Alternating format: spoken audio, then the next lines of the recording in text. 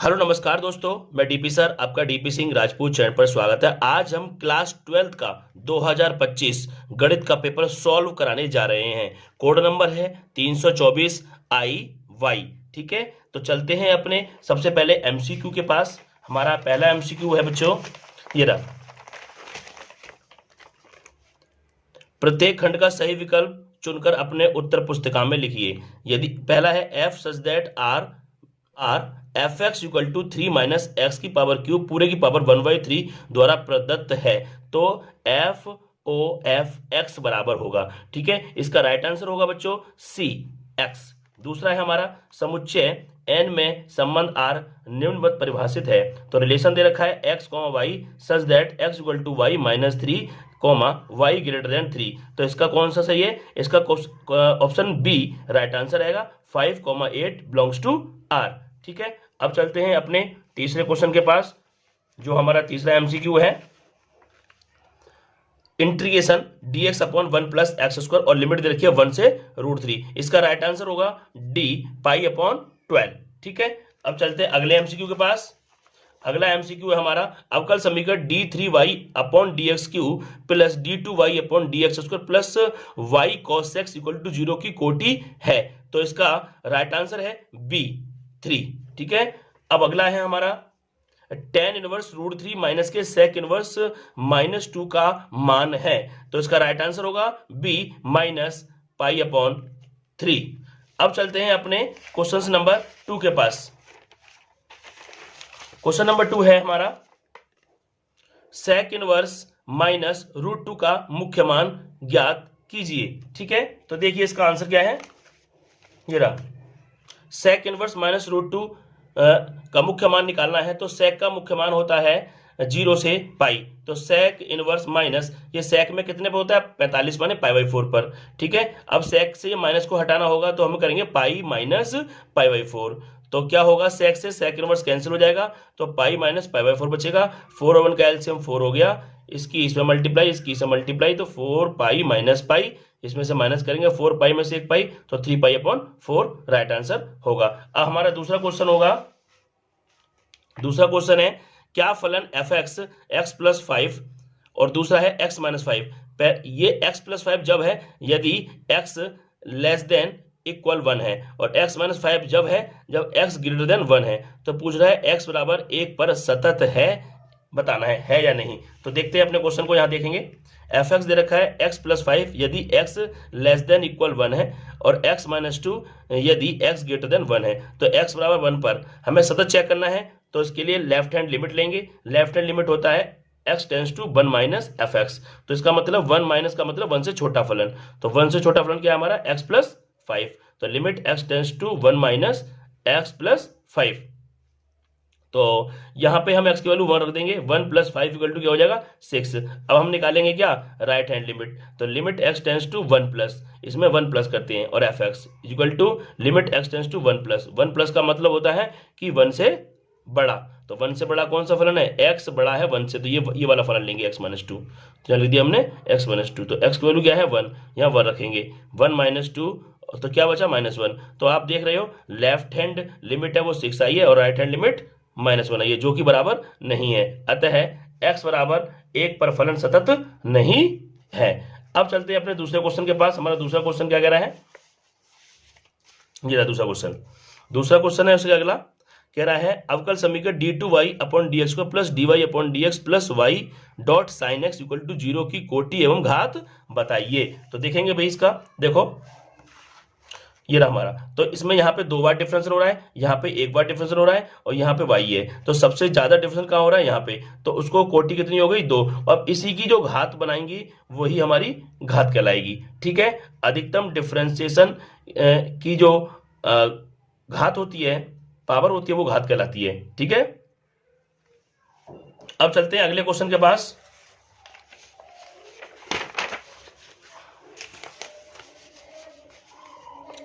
ये रहा, 2 बिंदुओं -2, 4, -5 और 1, 2, 3 को मिलाने वाली रेखा की दिक्कोजा ज्ञात कीजिए। तो दिक्कोजा कैसे निकालते हैं? ये रहा हमारा सॉल्यूशन।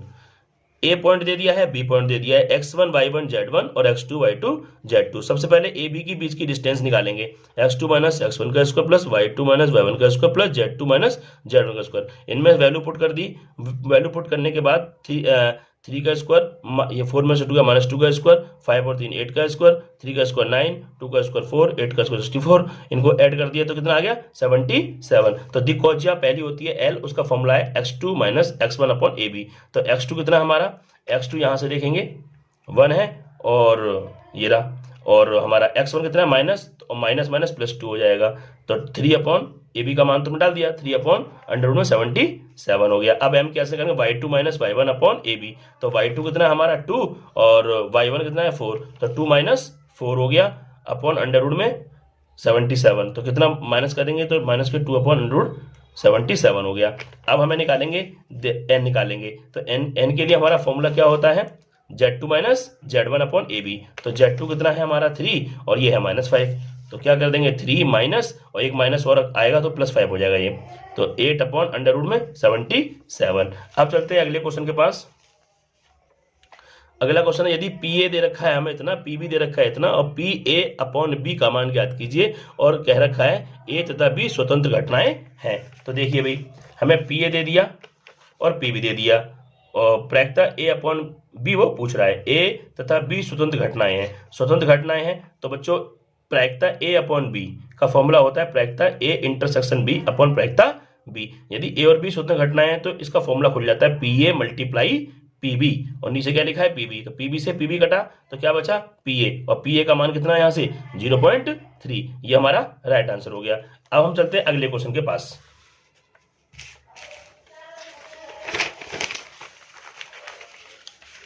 अगला क्वेश्चन है हमारा तीसरा, यदि ए दे रखा है हमें cos alpha sin alpha minus sin alpha cos alpha तथा a plus A dash equal to I, तो अल्फा का मान ज्ञात कीजिए। तो कैसे निकालेंगे, देखिए इसको,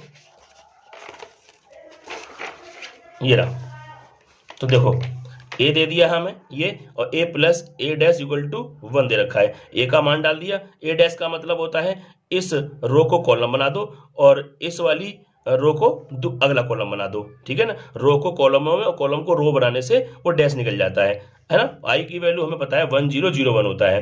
तो इनको ऐड कर दो, cos अल्फा 2 cos अल्फा, और इन दोनों को ऐड करेंगे, माइनस प्लस तो कट के 0 हो जाएगा, sin अल्फा और माइनस sin अल्फा 0 हो जाएगा, cos अल्फा 2 cos अल्फा हो जाएगा। ये वाला ऐसे रहेगा। अब यहाँ पे हम कंपेयर कर देंगे, मतलब तुलना करने पर 2 cos अल्फा की वैल्यू 1 से कर देंगे, तो cos अल्फा आ गया 1/2। तो cos अल्फा और 1/2 कितना पता है cos 60 पे, है ना। तो cos से cos कैंसिल, तो अल्फा की वैल्यू 60 आ गई, तो अल्फा बराबर क्या आ गया 60 को क्या कहते देखते हैं π/3। ये हमारा राइट आंसर आ गया, ठीक है। अगला क्वेश्चन हमारा जो है देखेंगे, ये रहा। हमें दे रखा है y बराबर x की पावर x इनफाइनाइट। तो सिद्ध कीजिए x dy upon D x equal to y square upon 1 minus y log x। तो देखते हैं अपने सॉल्यूशन को। इसको ये हमें दे रखा है y बराबर x की पावर इनफाइनाइट। सिद्ध हमें ये करना है, तो हम लेट कर लेंगे y बराबर, तो देखो x की पावर इनफाइनाइट चल रही है, उसको हम y कहते हैं, तो इसको हम y कह सकते हैं क्योंकि ये इनफाइनाइट तक जा रहा है। x की पावर तो हमने y कर दिया। अब हम दोनों पक्षों का लॉग लेने पर, तो लॉग y पावर आगे आ जाएगी log x, difference with respect to x, तो log y का 1/y, y का करेंगे dy/dx। अब यहाँ फर्स्ट एंड सेकंड लगा देंगे, y छोड़ देंगे ऐसे ही, log x का डिफरेंशिएशन प्लस log x छोड़ देंगे y का डिफरेंशिएशन, तो ये ऐसी रहेगा, y ऐसी रहेगा। log x का डिफरेंशिएशन क्या होगा 1/x प्लस log x और y का डिफरेंशिएशन dy/dx। अब इससे आगे देखेंगे, इससे आगे हमारा ये है, ठीक है, पीछे हमारा ये आ चुका है, तो 1/y dy/dx ये रहा। अब इस log x dy/dx को इधर ले गए, ये वाला अपनी जगह रहा, है ना। अब 1/y ये रहा और log x ये रहा, dy/dx बाहर निकाल के कॉमन ले लिया, और y/x ऐसे रहा।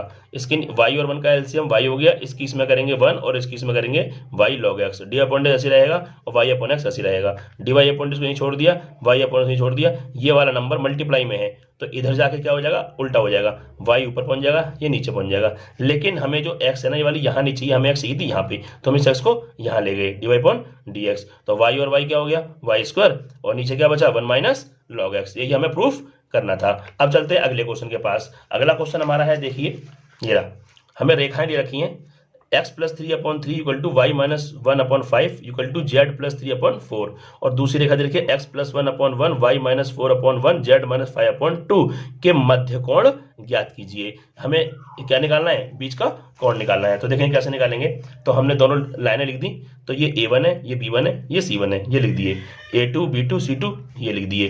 तो बीच का कोण निकालने का फॉर्मूला होता है cos theta a1 dot a2 plus b1 dot b2 plus c1 dot c2 upon under root में a1 का स्क्वायर, b1 का स्क्वायर और c1 का स्क्वायर, अंडर रूट में a2 का स्क्वायर, b2 का स्क्वायर और c2 का स्क्वायर। अब वैल्यू रख दिया, a1 की वैल्यू ये रही, b1 की ये रही, सबकी वैल्यू में डाल दी। तो क्या करेंगे, 3 बन जा 3, 5 बन जा 5, 4 2 जा 8, 3 का स्क्वायर 9, 5 का स्क्वायर 25, 4 का स्क्वायर 60, 1 का स्क्वायर 1, 1 का स्क्वायर 1, 2 का स्क्वायर 4, तो 5 और 3 8, 8 और 8 16, ठीक है। देखो 16 और 9 25 और 25 और 25 50, 4 5 6, ये आ गया 6, ठीक है। अब इससे आगे चलते हैं, ये रहा, तो क्या है यहाँ पे 16, और मैंने वो अंडर रूट में 50 था, उसको मैंने कर दिया 25 गुणा 2, अब भी तो 50 ही है, अंडर रूट 6, 16, 25 का अंडर रूट बाहर निकल जाएगा 5, अंडर रूट 2 ऐसे बचेगा, 6 को मैंने तोड़ दिया, under root 2 multiply under root 3, अब भी 3 2 या 6 अब भी हो गया है, ठीक है। 16/5 रूट 2 को रूट 2 से मल्टीप्लाई करेंगे तो क्या आता है 2 आता है, अंडर रूट 3 ऐसे रहेगा, 2 से 16 कट गया 8 बार, तो ऊपर क्या आ गया 8 और नीचे आएगा 5 रूट 3। हमें cos थीटा नहीं निकालना, हमें थीटा निकालना है, तो cos को हम इधर ले जाएंगे, वो हो जाएगा cos इनवर्स 8/5 रूट 3, ये हमारा राइट आंसर आ गया। अब हमारा लास्ट है क्वेश्चन है, वो देखें क्या है। ये कह रहा है यदि n के दो व्युत्क्रमणीय आव्यूह a और b के लिए सिद्ध कीजिए कि ab का इनवर्स बराबर b inverse dot a inverse होगा, ठीक है। कैसे करेंगे, देखो इसको हम मान लेते हैं a और मतलब कोई व्युत्क्रमणीय आव्यूह है, तो हम कह सकते हैं एक आव्यूह a है, तो इसका इनवर्स का जो मल्टीप्लिकेशन होगा वो क्या होगा i होता है, ठीक है। अब हमने ऐसे लेके हमने ए बी ले लिया, और इसका इनवर्स क्या होगा ए बी की पावर -1, इसका इनवर्स हो गया। तो जैसे इन दोनों का मल्टीप्लिकेशन आई है, ऐसे इन दोनों का मल्टीप्लिकेशन भी आई होगा। अब हम क्या करेंगे, दोनों पक्षों में ए इनवर्स से गुणा करने पर, तो यहाँ भी ए इनवर्स से कर दिया, इस साइड में भी और इस साइड में भी ए इनवर्स से मल्टीप्लाई कर दिया। तो अब ए इनवर्स और ए को पास पास कर लिया मैंने, बी को छोड़ दिया, ऐसे इसको छोड़ दिया, ए इनवर्स और आई छोड़ दिया। तो क्या है ए इनवर्स और ए, ये फिर से इनकी मल्टीप्लाई कर, ये क्या है, ये ए इनवर्स है और ये ए है, तो क्या हो जाएगा मल्टीप्लाई, इसकी आई आ जाएगी, है ना, आई आ जाएगी, ठीक है। और बी ऐसी रहेगा, ए बी का inverse equal to A inverse और आई हो जाएगा। अब आई की कहीं भी मल्टीप्लाई करेंगे किसी भी मैट्रिक्स में, वो मैट्रिक्स वही की वही रहती है, ठीक है। बी बचेगा यहाँ पे, और ए बी का inverse equal to A inverse और आई। अब हमें क्या करना है, दोनों पक्षों में बी इनवर्स से गुणा करने पर, तो देखो इस वाले में, इस पूरे में मैंने यहाँ कर दिया बी इनवर्स, ये रहा, इसमें कर दिया मैंने किससे में, बी इनवर्स से, तो बी मल्टीप्लाई बी इनवर्स और ए बी का इनवर्स ऐसे छोड़ दिया। अब इसमें भी बी इनवर्स से मल्टीप्लाई ए इनवर्स ऐसी आई ऐसी रहा। अब बी इनवर्स का मल्टीप्लिकेशन क्या हो जाएगा, आई हो जाता है, और ए बी का इनवर्स और बी इनवर्स ए इनवर्स और आई, ठीक है। अब आई की इसमें मल्टीप्लाई करेंगे तो ए बी का इनवर्स बचेगा, और बी इनवर्स में आई से मल्टीप्लाई करेंगे तो भी बी इनवर्स ए इनवर्स बचेगा। यही हमें प्रूफ करना था, ठीक है।